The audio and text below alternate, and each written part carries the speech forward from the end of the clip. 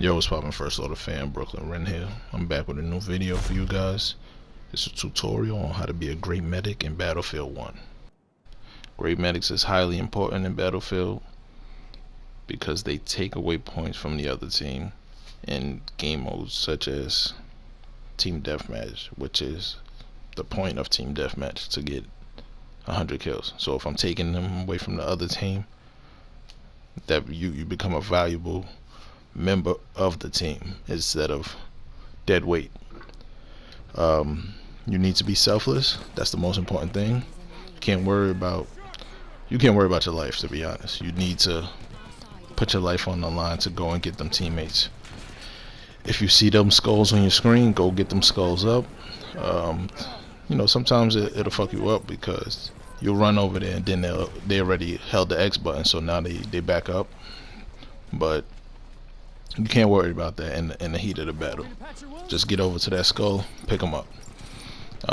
Your squad mates, you can see their health. If you see their health is getting low, run over there, replenish their health.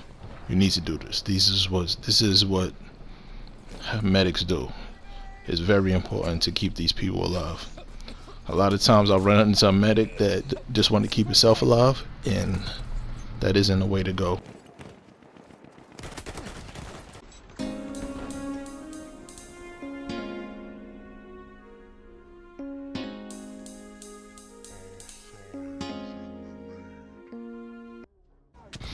That's exactly what you don't want to do as a medic.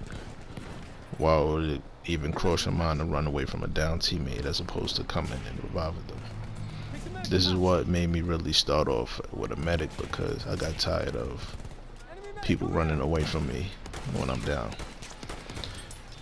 I originally started, I was a sniper or a scout, because they do have some good bonus benefits, I should say, some good benefits. And you play Battlefield, you know that each class has specific benefits to them. But again, being down and people running away from me is what made me become a medic.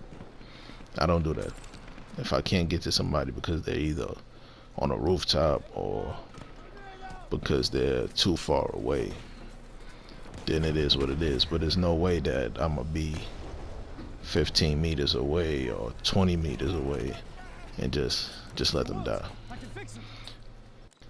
A lot of times I'll just run out with reckless abandon. Don't care about my life. I'm just going out to try and revive my teammates, which sometimes comes back to haunt me, because a lot of times you'll run out to revive someone, but they already held the X button down. So you get to them and now you can't revive them. So you're just out in open fire, which will cause you to die. So that's a downfall, but I think the benefits of being a medic or being a great medic outweighs that somebody got you killed, really. Because as a medic, you're gonna get killed anyway. It is what it is. Now, to really be a great medic, you need to have the proper equipment, of course. And the most important piece of equipment that you need is the revive needle. That should always be in your supplies. It's very important, because that's how you subtract points from the other team, by reviving your teammates. Without that, you can't revive anyone. So, honestly, what's the point, really? I don't know. But again, and I'm saying that because I've came across medics who didn't have the revive needle. They picked other supplies to have, and it's like, well, what's your significance to this team right now? The next most important thing is either having the med crate or the med packs.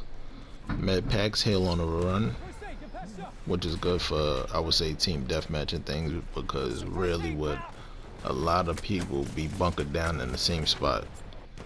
That's more of the other game modes. But team deathmatch, I would say the med packs come in handy a lot. You can also have med crates, because I used med crates before in team deathmatch, but it doesn't really, really is people just sitting around, which I believe is what the med crate is for. You sit around and you try to hold down the area. But Those are the next two most important things. They have other things for the medic class, but they don't really have to deal with health. They have to deal with damage, which is the opposite really of what the medic should be focused on for me. And again, this is the reason why, as you can see, I'm subtracting points from the other team by reviving people, which is why medics are so important to team deathmatch, to everything basically. I specifically say team deathmatch because it's first to 100. They can never get to 100 if you keep reviving people. I mean, so that's why this is such an important class. Alright, so now you're on your way to being a great medic. The next thing that you need to do, what I recommend that you do, is stay close to assault or support classes. And I specify those two because they're more freelance in the sense of those two classes running around more so than scout classes. The scouts, which you know are snipers, they're usually at the back of a map or hold up in a building somewhere trying to pick people off, which is useful, especially given that only the scout class can reveal enemy locations with the flare. But they are solo players, you know, they don't need anything really just to be hidden. Again, you know, support and assault classes, you follow those guys around because they can get a lot of kills, and if you keep them alive or revive them, then you know you helping your team to get even more kills, especially when those classes pick up the kits such as the flamethrower kit or the sentry kit. They get boost to health, you know, it takes longer to kill them. And hold on one second, this here right there, this that I'm showing you right now is what you don't want to do as medics. It's just awful. This guy is 3 meters away from me, 1 and 0, but he will not revive me. What is your point of being a medic if you're going to do that? It's insane. But back to what I was saying, when they have the improved health and weapons, awesome. You follow them around, it's hard to kill them. You revive them if they lose health. I mean, you replenish their health if they lose health, and y'all good to go. As you can see, we have 16 revives. Without those 16 revives, we have 84 points. And when out there too, they have 82. Now, you may say, oh well, you still ain't win the game. But yes, it's a whole different game though. This is why medics is so important. Very important to be a medic or have a medic on your team that knows what they're doing. But those are the biggest things right there. Get into the mindset for 1, 2, have the proper equipment, and 3, stay close to the assault and support classes. That if you get all 3 of those things in the flow, everything else will take care of itself. As you can see, I only have 9 kills, but I lead in score. That's because I'm doing my job. I'm doing my job. I don't care about the KD. I had 9 kills, but those were all kills.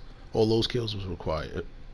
I mean, but again, do your job, play your part, and more times than not, your team will come out on top. Thanks for watching. Hit that like and subscribe button. If you want more tutorials, leave it down in the comments. Thanks.